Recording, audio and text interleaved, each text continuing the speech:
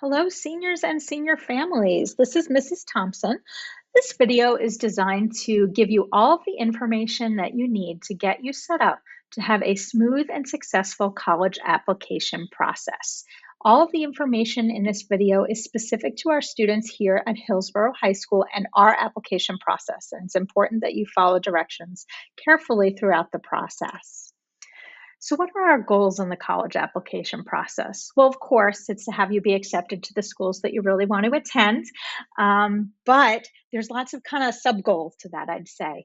I'd love to see you be able to really minimize the number of unique applications that you complete. So, not wasting time completing different application forms when you didn't need to do that. Similarly, I'd love to see you minimize the number of completely unique essays you need to write. Of course, we definitely need to do some customizing from supplemental essay to supplemental essay, but we can use the meat of our essays for multiple applications. And so that's what we want to try to do when we can. We want to make sure we're applying to a manageable, balanced list of schools. That's a great way to not overdo it and drive yourself nuts, making this application process more complex than it needs to be. A complete list of schools for some students is 1 to 3 schools. I would say for most students these days, it's probably in the neighborhood of around a dozen schools. But we do not need to be applying to 25, 30, 35 schools. It's really and truly not necessary. And you'll find that your results are not any better than if you had cut it down to a much more manageable number. Our goal is to make sure that you are getting your admissions and financial aid applications done on time, and ideally 3 to 5 days earlier than the application deadline.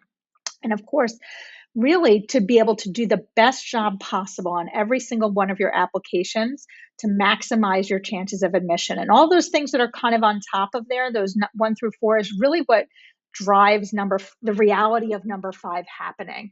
The longer your list goes, the less organized you are. Those are the things that really hurt your ability to do your best possible work. So the best thing that I can really advise that you do before you actually get in there and start working on your applications is to get yourself organized. You can use whatever system works for you to get yourself organized. What I want you to start doing is to start pulling together all of the requirements for each of the schools that are on your list. And we're going to go into detail about that in a second. So you can store that information either by making a copy of the college application tracker I have. It's linked here. It's also in your SCOIR My Drive under College Application Resources. You can make a copy of it and customize that and work with it. You can use an app on your phone. You can use an old-fashioned binder or note cards. I really don't care, but find something that's going to work for you. Students, this is a really good kind of learning process for you on how you're going to organize yourself, because that's something you're definitely going to have to do throughout college, whether it's applying for clubs, applying for classes, applying for internships. You're going to have to figure out how to organize your own stuff. So this is a good way for you to figure out what works for you. Then you're going to go to each of those college websites. Go to undergrad admissions, look for something called first-year students or incoming freshmen, something like that.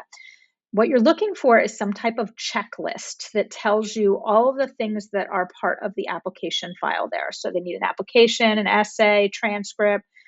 Do they need SAT scores, that kind of stuff. That's the list you're looking for. Then for each school, you want to start pulling together that info. So we want to know what their application deadlines are and what are the different options: early decision, early action. Is there a scholarship deadline? What types of applications do they take? This will become important in a few minutes, but Common App, do they also take anything besides the Common App? And that might be good to know. What are their test score policies? Are test scores required or are they optional? Are they required for some and optional for some? Make sure that you know where you fall. And also how those test scores need to be submitted. Do they require official test scores to be submitted from the College Board? Or are you allowed to self-report your scores, and if so, where? Same thing for your transcript. Are they looking for an official transcript sent from the high school, or do they want you to self-report your grades? If you're self-reporting your grades, what system do they use to do that? So are they using STARS, which is a system, there's a big group of popular schools use that system.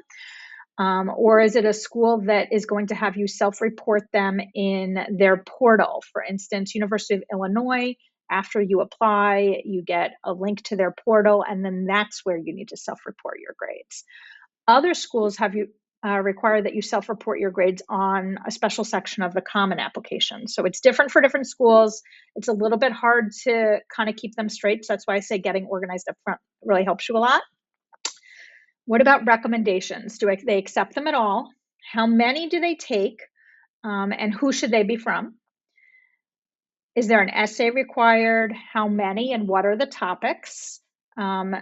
Financial aid forms. How do you apply for financial aid at that school? Do they almost certainly use the FAFSA, but do they also use the CSS profile? And do they have any other application forms? Also, what's the deadline for applying to financial aid? Oftentimes, just as a pro tip, it's often connected to the admission deadline. So those that are applying early decision or early action often have a different financial aid deadline, application deadline than students who are applying regular decision. What about scholarships? Is there any kind of special application, separate application? How do you do it? When can you do it? When does it need to be done by? And then finally, if you're doing any type of special program, what is there any kind of additional requirements that they need? So the programs in general to look at that often have special requirements: architecture, filmmaking programs, anything that's a Bachelor of Fine Arts, in visual arts, theater, filmmaking, any of those fields, there's often extra stuff. Any of the music programs that are audition based, a BM, a Bachelor of Music Ed, any of those kinds of programs often have separate requirements. Any kind of combined program like a BSMD program, BSDO program, they're going to have special requirements as well. You want to jot that stuff down up front because there's a lot of really important things to know about how those applications processes work, and it's really going to mess with your timelines if you didn't know about those things up front. All right, so now we've got all that kind of together for our different schools that we know that we're applying to. Now let's start sketching out which application type do we want to use for each school. So who takes the Common App, who doesn't take the Common App? First thing to think about is if you know you have a very long list, and I'll define that as anything over 20, you have to be real careful because the Common Application only permits you to apply to 20 schools using the Common App. So if you know you're going to have more than that, you need to upfront think about which of your schools can you apply to in a different way. So an easy one is Rutgers. You could use the Rutgers school application, which then keeps 20 other schools that you can apply to on the Common App. You could do the same thing for Pitt or Penn State, and that would take 2 or 3 off of the Common Application for you. But if you know that your list is going to be 20 or less, which I hope the vast majority of you will be under 20, I would encourage you to try to use the Common App for all of them. You do not have any better chances of admission by using the Rutgers app, the Pitt app, or the Penn State app than you do by using the Common App. So why make it harder on yourself by doing a separate application form? All right, so some notes about timelines. We really and truly do not recommend that you submit most of your applications to most of your schools before mid-September. There's a couple of exceptions. Maybe Clemson, Auburn, a couple other big schools in the South, Pitt, where if you want to submit them before that, you can do so. However, in doing that, recognize that you're going to be submitting your senior year course list as part of that application. And you may not know, or you will not know until late August, what courses you've actually gotten. And remember that a lot of seniors make some changes to those things during add drop at the very beginning of the school year. So then you're going to have to kind of walk that back with the colleges and notify them that you changed your schedule, and then have to explain why that is. So that might be a reason to hold off on sending in those applications. Also, for some of those schools that I just mentioned, you'll be self-reporting your grades, and you'll get your transcript out of the system and self-report it. In terms of actual transcripts that Hillsborough needs to send out. We are not able to send out transcripts until late September at the earliest. After the add drop deadline has passed is when we can start sending out those actual transcripts for schools that need them. Note that your materials from Hillsborough do not need to be submitted until deadline day. And it's totally okay for schools to get it there. I know it's stressing you out, but as long as you've communicated with your counselor and you've followed our directions and deadlines carefully, please trust the process. We send out over 4,000 sets of materials. The times that we are late are when we find out the day before that a student has planned to apply to a school and we had no clue that they were applying anywhere with that deadline at all. So we were not able to get the materials together in time. But if you do things with that kind of 2-week window that we float out there for you, and I promise I will communicate early and often with you about what those deadlines are, then everything will be out the door when it needs to be. You can see some tips for getting through this, but really, it all comes down to following directions, asking questions, and planning ahead. Those are the things that are really going to help you get through this in a way that does not leave you feeling completely overwhelmed. There's a lot of resources out there for you that are available. They're linked here, and I'll be sending them out regularly throughout the entire fall. So now, what are some things we can do right now? We can start working in SCOIR. So let's talk about what SCOIR does. SCOIR is an application management system that gives us one place to process everything for you, no matter how you have actually applied to the college. So whether you have chosen to apply to a college using the Common Application, the Penn State application, or even the SCOIR application itself, we can still process all of your materials through SCOIR, and that's how we're going to do it. So if you're using Common App, you cannot opt out of using SCOIR for the application management functions. So this is going to be how you communicate between the student and counselor, where you're applying, when, how, what needs to get sent out, what your results are, etc. That's all done through SCOIR. So again, you cannot opt out. One of the things students really like about SCOIR is it is very transparent. And that's one of the things I love most about SCOIR too. I can see exactly when you added a school to your list. So don't try to tell me it's been there, because it tells me exactly when you added it. But it also tells you when your documents have been sent out and exactly what has been sent out. So you can kind of monitor that on your side as well. And that cuts down a lot on the need, this need to kind of like email back and forth asking those questions, because you can just check right on your own at any time what's going on.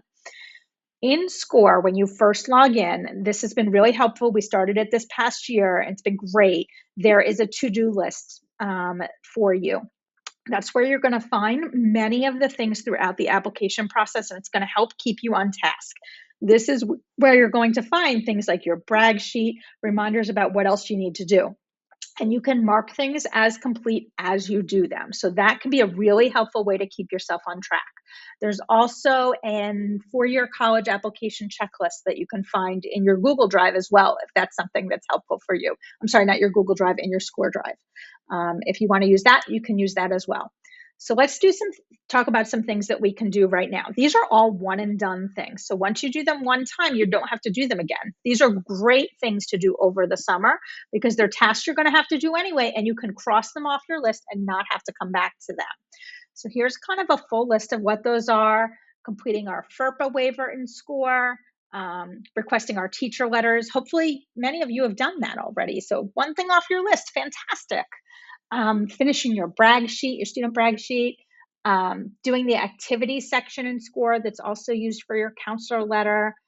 Parents, summer is a great time for parents and guardians to do that brag sheet. If you want to do it, it's optional, but we'd love to have more information about your child. Getting your SCOIR account set up with your colleges, kind of getting your Common App account set up, and adding that ID number to SCOIR to sort of link them together a little bit, and starting to move schools over to the applying list, as we know. So when you first log into SCOIR, if you haven't already done this, this will be what you see before you see that to-do list. You're going to see this FERPA waiver here, and you'll hit the Get Started button. What FERPA is the Family and Educational Rights and Privacy Act. It talks about the gist of it is whether or not, so these schools, when you apply to them, they're going to have an application file on you, and they're going to retain that information. So what you're saying here is this is about whether or not if you attend a certain school in question, so let's say you apply to Wake Forest and then you go to Wake Forest, do you want to have the right in the future to be able to access the information in your application file, including your letters of recommendation? We strongly recommend that you grant the waiver, which is to say that you understand that you're never going to get to see that stuff and that's fine with you. The reason is right here, because colleges would really prefer to know that the information is going to remain confidential. So they really recommend that you grant the waiver that's below. If you choose to not grant it, that is okay. However, note that there are some recommenders who will not agree to write a letter of recommendation for a student who has not granted that letter. Now, do you need to be worried about what is in the contents of your letter?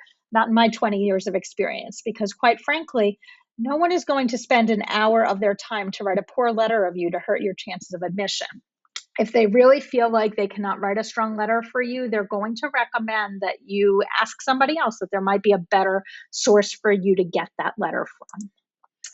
All right, so now along those lines, teacher letters of recommendation. Some of you, most of you have hopefully already done this, but if not, go to My Colleges and click on application documents. If you're not seeing the whole word, then just look for this little piece of paper there.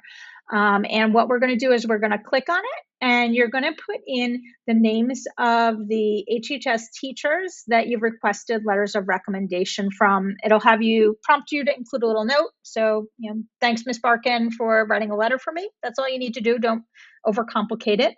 And then go ahead and save or submit that. So then you'll show up on Ms. Barkin's her own SCOIR account, where she'll be able to see the students who have requested her. It is very important that you do have the teacher's agreement that they are going to write for you before you do this. They definitely don't like when you sneaky ask them this way. This is not how to ask them. Make sure you have that okay before you add them. And you do need to do that sooner rather than later, because this is how they also structure their work efforts, right? So if I'm, say, we'll keep using Miss Barkin, she's going to look in her application. She's going to write for the people that are on her list and SCOIR. She may not remember if you talked to her one day after class and there was no kind of follow-up and you didn't put it in here. You're a little bit out of sight, out of mind, so we want to make sure we get it in here. She's also going to use this to create her own time schedule. So she's going to start writing for those that have earliest application deadlines first, so they can see what your earliest deadlines are. So teachers will be writing first for those with October 15th deadlines, then our many November 1st students, those that will be applying to no schools in early decision or early action and are doing R&D for everything. Your letters will typically get written a little bit later in the process, because again, our goal is to get out everybody's stuff on time, and we are a very large school, as you all know.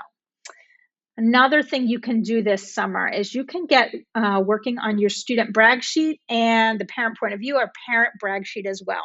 You can find those right on that to-do list when you log into SCOIR. There'll be a place that'll say like take survey or complete form. Go ahead and do it right from there. Parents, you can do that, parents and guardians, from within your child's account or also from within your own personal parent SCOIR account, whichever one you prefer. We don't need both, so just one is great. The activities, students, you can do that by going to view profile and then activities and achievements. And so the info that we're looking for there is kind of the activities that you've participated in through high school. Other types of information, it's kind of resume type info. That section is used for that, along with the brag sheets, are all used for the counselor letter of recommendation. So it's a way for you to provide some input and content to your school counselor. If you prefer, you can also choose to send your counselor your resume. You could upload it to your SCOIR Drive, or you can email it to them. Whichever works for you is just fine with us. We're really looking for the information, don't care so much about the format that it's in. The other thing to get going on right now is to start adding your colleges on My Colleges in SCOIR. I know that I've met with, plenty of students and they're like, oh, I have this list here on my phone. And we're like working off their little cell phone pic, right? Or they tell me that they've already added some things on Common App. You got to get everything in SCOIR because that's how we know what's going on for you. And by we, I mean the counselors, me, your teachers. We know, hey, who's got an October 15th coming up? Where are they applying? What do we need to make sure is in here? What has to be done? How many letters do they need? It's all got to be in here. So in the summer, I'd love for you to start moving things from following over to applying. Applying means you're planning to apply. Your goal should be to have most of your schools in that column by early September. Totally recognize that you're going to do some fine tuning of your list throughout the fall. Very, very normal to do refining all the way through December. But it's great to have those applying ones set up so that we can really start planning and getting things going from our perspective. As you apply to each school, you're going to drag it on over. So let's say High Point, I'm planning to apply and then I've got a whole bunch of them here. Once I actually apply to High Point, then I'm going to drag it on over from applying to applied. And literally that is the whole process of notifying your counselor that you've applied and it's time to send out your stuff. It's not any more complicated than that, which is why I really say just follow our directions, because if you're doing more than this, you're doing too much. And so just make sure that you're following exactly what we tell you to do. Also on this My Colleges page, under application documents, that same place where you requested teacher letters, that is the same place where those of you who are applying early decision will need to complete an early decision agreement. And those of you who are qualified for application fee waivers, that's where you'll need to put that request in as well. And when I say fee waivers, those are not the school specific ones like, hey, I went and visited Seton Hall and they gave me this code I could use, not those. I'm talking about kind of universal application fee waivers for students who meet the criteria for those.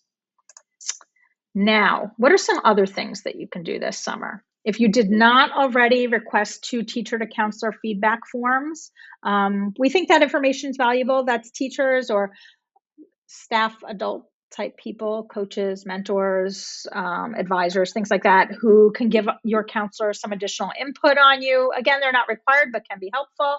You can email them this link over the summer if you didn't already do it. Or better yet, just send it for the start of the school year so that if you know, hey, they're not going to do it over the summer, but you don't want to forget about it, if you send it for the beginning of September, they'll get it when they get back. In August, you'll be able to do our transcript release permission form. It'll be right with all of the other forms in Genesis, trying to make it as easy as possible. And take some time now to go ahead and register for any ACTs or SATs that you want to take in the fall. Keep in mind that we are not taking anything past December. December is really the absolute last call for seniors. All right. Finally, you can get going on creating your application accounts and starting to complete information there. I would really recommend starting with the Common Application, which is commonapp.org, clicking on creating account. Some important things about it. When you set up this account, you want to use a personal email address that does not end with @https.us. If you're like, oopsie, I already did that, then log in with that account, go to the settings and change it from HTTPS to your personal email account. You want to use one email account through the entire application process. Don't be mixing and matching anything. So pick one and use it. The Common Application itself is going to close on July 28th, and it will reopen on August 1st for the new school year. That's called rollover. All the way up until the end of July, go ahead, do as much work as you want. Work on the section under the Common App tab. Do not work on the My Colleges stuff, because the stuff under My Colleges is the stuff that is going to change when it comes back up on August 1st. It also does not retain any of the info that you put in there. It all gets blown away. So don't waste your time. Do everything on the Common App slide. When you get into your Common App, once you've created it, go ahead and in the bottom right corner, you're going to see something that looks like this with your Common App ID. Copy that little Common App ID, come into SCOIR, go to your profile, click the little pencil next to application ID and add it there and save. That's going to help make sure that all of the things we send through SCOIR wind up with your application files at the various colleges. And that's, again, another one and done thing you can be done with.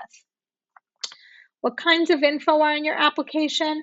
Really everything about you. And students, you should feel confident that you know really the personal information about you. You might need some help with the stuff about your family, academic information, where you go to high school, what your GPA is, when you started here.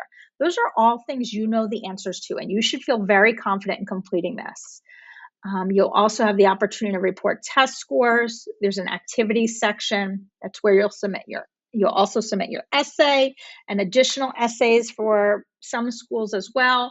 And there might be some other things that you have to submit for certain schools, like portfolios, auditions, interview dates, things like that. All get collected really on an application. So here's some frequently requested info. What's our class size? 615. We're always using our weighted GPA. Don't be trying to use any 4.0 scale GPAs. Always that scale that is on a 100-point scale, might be over 100, but that scale, don't be converting it. That's the stuff that we're using on our application. What is really important is that you follow directions when you're completing the Common Application. So I have for you a Common Application help guide. It is found within your SCOIR drive, and it's going to be linked in every email you get as well. It takes you literally step by step through every question throughout the Common App so that you can make sure that you are answering things correctly. There's a special section in the kind of after August 1st section under my colleges. It'll ask you again about that FERPA and the waiving your rights, not waiving your rights thing. You also want to waive your rights there on the Common App. You'll also need to complete a section about recommendations there. Note that, as I mentioned many times, we use SCOIR to send your recommendations. We are not sending your recommendations through the Common App, so we're kind of tricking it into thinking you've completed everything there, but you really haven't, and it's okay. So basically how you do it is when you get to that recommendation process, you're going to put in all your recommenders info, but you're always going to leave the email address blank. It'll give you a little green check mark, which is all you need from there. And then everything is actually going to be sent out through SCOIR. So that's why we need to do that letter of recommendation requesting process in SCOIR. If you're applying early decision, you'll need to complete a little bit of an early decision agreement in Common App, but then the more thorough agreement that is in SCOIR as well. I mentioned earlier that SCOIR also has their own application that some schools use, some schools that are in a group called the Coalition. So if there's a little lightning bolt on the profile in SCOIR, you can use it to apply. It will pull much of the information from your SCOIR profile to complete that. Now, one more thing that you can do is create a STARS account if you are applying to any schools that require STARS. This is where you'll self-report your academic record. Here's some schools that you can see that take STARS. Some of our most popular is Rutgers, Penn State, Pitt, UDEL. That's a lot of our students are applying to those schools. So you can go ahead and create a STARS account. You want to make sure you're using that same email that you used on your application. You can create the account. And I have a very thorough step-by-step instructions guide with screenshots that you can use to complete your STARS. You can do that now, but you can also hold off and complete that in August once your updated transcript is available with next year's courses. But if you wanted to get started over this summer, that is something that you are perfectly okay to do. You'll also receive some information soon about in-person Common Application workshops that I'll be hosting. Those are group workshops. I do work a limited number of hours throughout the summer.